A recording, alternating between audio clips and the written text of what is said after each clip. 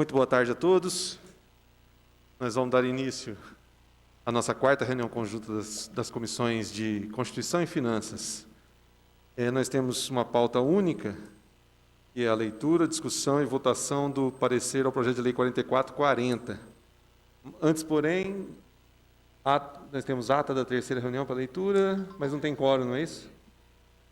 Como não tem quórum, nós vamos deixar, então, essa ata para depois. Então, nós vamos partir já de cara para o assunto dessa tarde.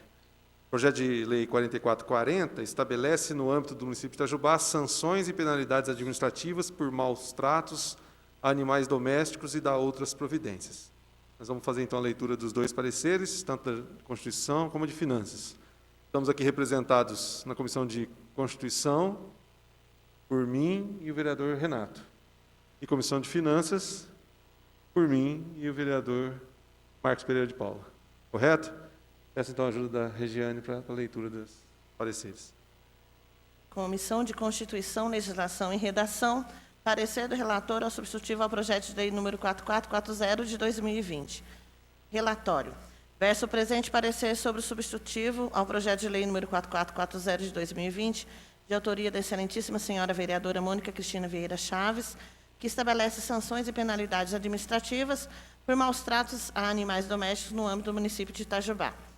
Na justificativa, esclarece a autora que, diante das emendas de comissão para adequações no projeto original, entendeu pela apresentação do substitutivo.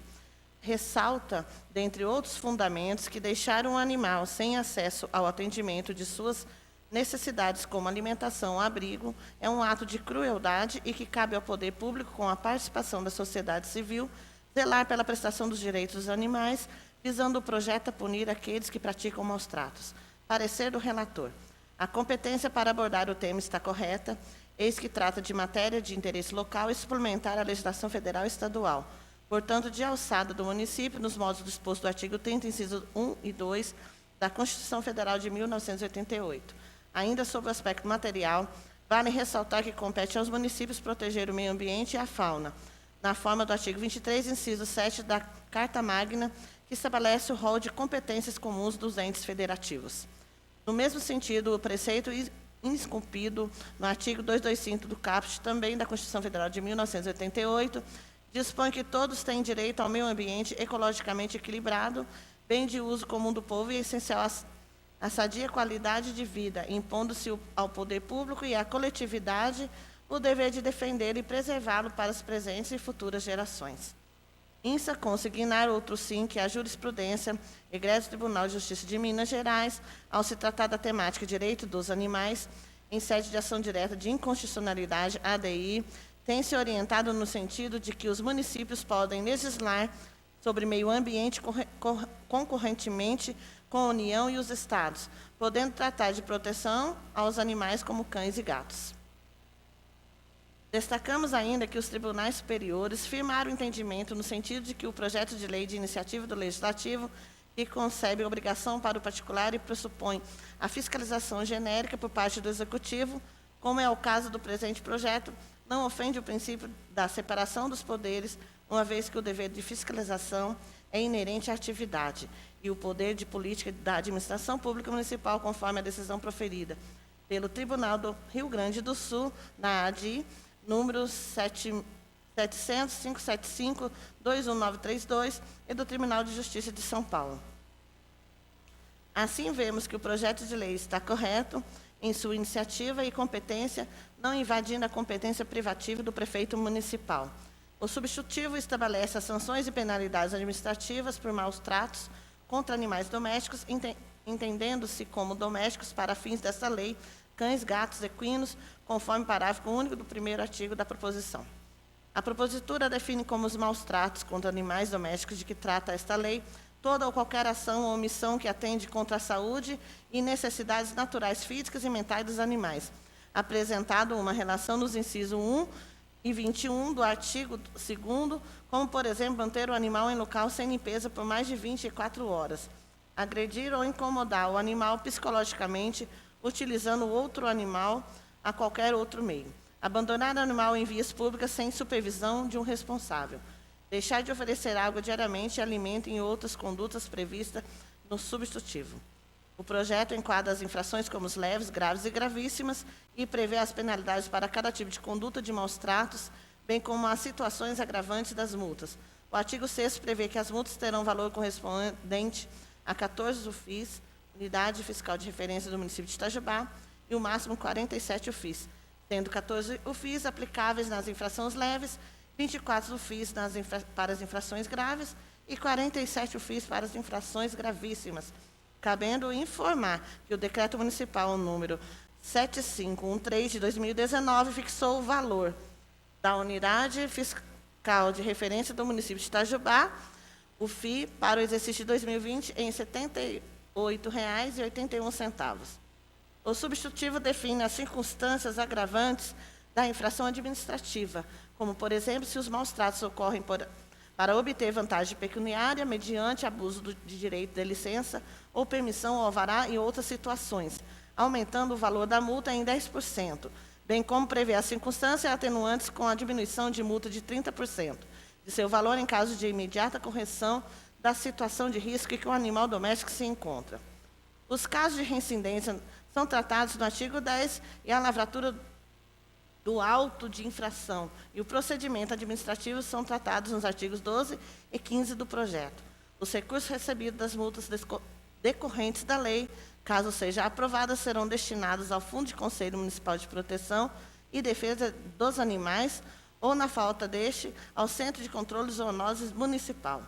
O artigo 167 do inciso 5º da Constituição Federal proíbe a vinculação de receita de impostos a órgãos, fundo ou despesa, criando uma primeira impressão que seria proibir vincular recursos das multas a órgãos ou despesa. Porém, a proibição constitucional é para receitas advindas de impostos, o que não atinge recursos oriundos de multas.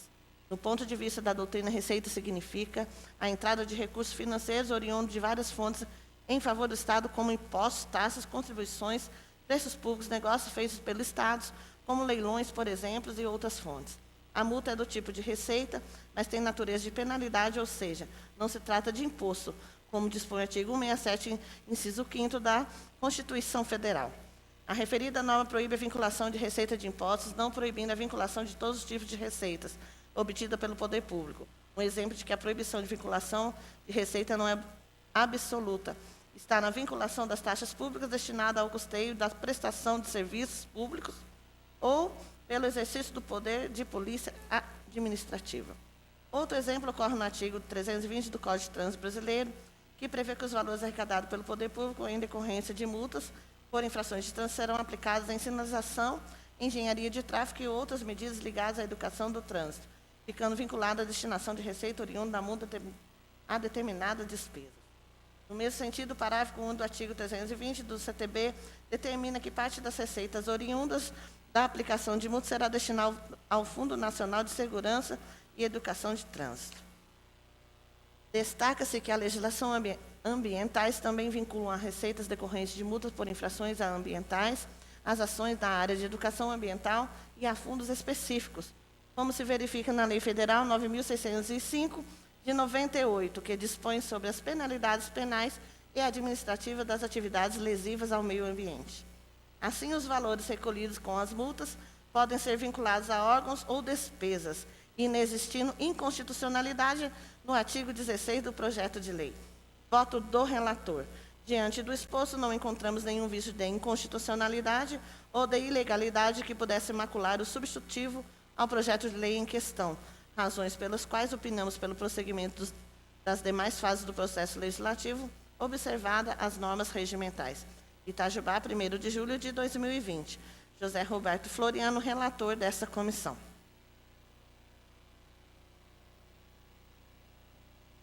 Comissão de Finanças, Orçamento e Fiscalização Financeira. Parecer do relator ao substitutivo ao projeto de lei número 4440. Relatório. De acordo com o regimento interno da Casa Legislativa, foi-nos encaminhado o substitutivo número 1 ao projeto de lei número 4440 de 2020, da nobre Edilmônica Cristina Vieira Chaves, que estabelece no âmbito do município de Itajubá sanções e penalidades administrativas por maus tratos de animais domésticos e da outras providências, para anexarmos parecer financeiro orçamentário. Na sua justificativa, a autora ressalta, dentre outros aspectos, que deixar um animal sem acesso ao atendimento de suas necessidades, como alimentação, abrigo, é ato de crueldade e que não cabe ao poder público, com a participação da sociedade civil, zelar pela proteção dos direitos dos animais, tendo a propositura o objeto de punir aqueles que praticam maus-tratos. A criminalização de atos de crueldade e maus-tratos contra animais é de suma relevância, visto que se trata de agressão contra seres indefesos. É crescente o número de abusos e crimes envolvendo seres vivos não humanos. Há inúmeros e chocantes casos. Reconhece-se que existem legislações protetivas contra os animais, contudo, sem grande efeito prático. Parecer do relator. Atualmente, a lei de crimes ambientais tem sido insuficiente, com penas irrisórias, deixando a sensação de impunidade e gerando maior criminalidade. Assim como o projeto de lei em questão, há uma esperança de redução de maus-trato contra os animais, em especial os domésticos. É fundamental a conscientização da sociedade com a implementação de políticas públicas de prevenção e orientação sobre os direitos dos animais, bem como combate aos maltratos e crueldade. A imposição ao poder público do dever de fiscalizar o cumprimento de lei não significa violação ao princípio constitucional da separação de poderes e não implica criação de defesas sem a respectiva fonte de receita, uma vez que a fiscalização é inerente ao exercício regular do poder da polícia pelo Executivo, em relação ao cumprimento de todo o complexo das posturas municipais. Ausência de ofensa aos artigos 261, parágrafo 1º, 2º, 3 da Constituição Federal e o 5º, 25, 47, 2º e 144 da Constituição Estadual. Os valores recolhidos com as multas podem ser vinculados a órgãos ou despesa inexistindo inconstitucionalidade no artigo 16 do substitutivo número 1 do projeto de lei 4440 de 2020.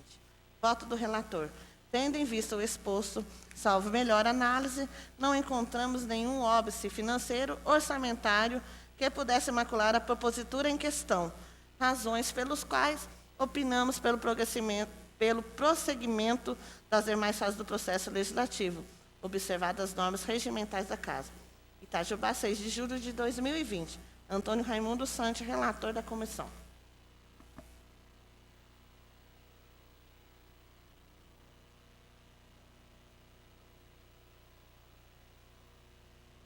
Muito obrigado, Regiane. Eu coloco, então, os pareceres em discussão. Coloco, portanto, em votação, primeiramente, o parecer da Comissão de Constituição, votando eu e o vereador Renato. Favoráveis permaneçam como se encontram.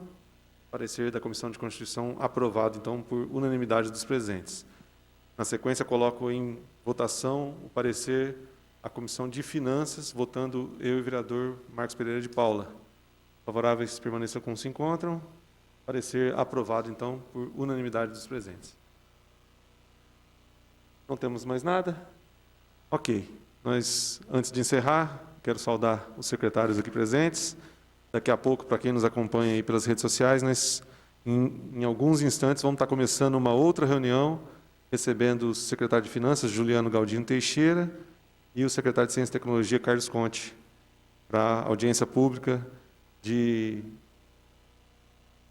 prestação de contas do primeiro quadrimestre desse ano de 2020. Muito bem, não havendo mais nada a tratar, damos por encerrada a 4ª reunião conjunta das comissões permanentes de Constituição e Finanças.